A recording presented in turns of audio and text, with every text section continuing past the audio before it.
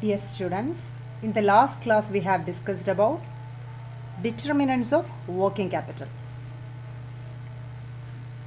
Working capital is the amount of available capital that a company can readily use for its day-to-day operations. It's a measure of a company's liquidity, operational efficiency, and its short-term financial health. Today we are dealing with the topic types of working capital. First one, permanent working capital. Permanent working capital, it is the portion of working capital that remains permanently tied up in current assets to undertake business activity uninterruptedly. In other words, it is the least amount needed to carry out business effortlessly. It is also known as fixed working capital. The amount of fixed working capital required by a business depends upon the size and growth of the business. Next one, temporary working capital. Temporary working capital is an extra working capital required to support the changing production and sales activities. A business need not need the same level of current assets throughout the year. Temporary working capital is the excess of working capital over permanent working capital. It is also called variable or fluctuating or cycling working capital. It is required to meet the temporary requirements of the organization. It is also known as fluctuating or variable working capital. Regular working capital. The minimum amount of working capital to be maintained in normal condition is called regular working capital. This is the least amount of capital required by a business to fund its day-to-day operations of business. Example, for payment of salaries and wages, overhead expenses for processing of raw materials, etc. Reserve working capital.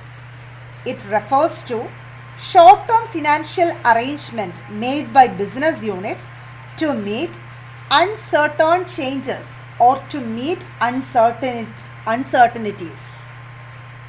In every organization, there may occur some unforeseen circumstances. Apart from day-to-day activities, business may require some amount of capital for unforeseen circumstances. So, reserve margin working capital is nothing but the amount of capital kept aside apart from regular working capital. These are kept for emergencies such as to face natural calamities, strikes, etc. It is also known as cushion working capital. Next one is seasonal working capital. It is an amount of working capital maintained to meet the seasonal demand of the product. It refers to liquid capital needed during the particular season. Some products have seasonal demands. During the season, the business enterprise have to push up purchase of raw materials and employ more people to convert them into finished goods, and thus require large amount of working capital.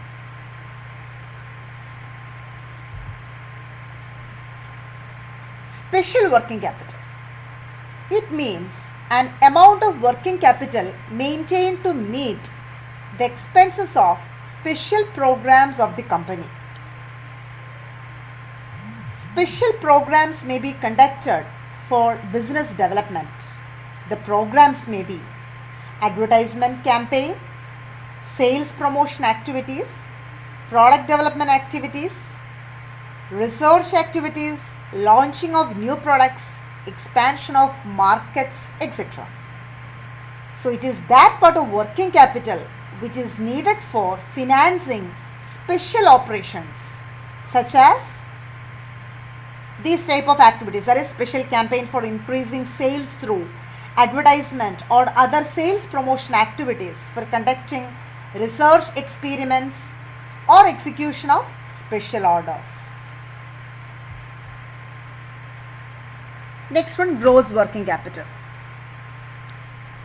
Gross working capital we have already explained the last session.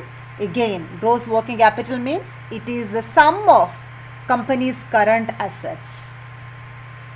Assets that are easily convertible to cash within a year or less. That is what current asset is. So, gross working capital is the sum of company's current assets. Next one, net working capital. Net working capital is the difference between company's current assets and current liabilities. Formula is net working capital equals current asset minus current liability. A positive net working capital indicates a company has sufficient funds to meet its current financial obligation and invest in other activities. If current asset is more, then there will be positive net working capital. If current liabilities is more, there will be negative working capital. Okay, so these are the different types of working capital. Hope you understood today's session. Okay, thank you.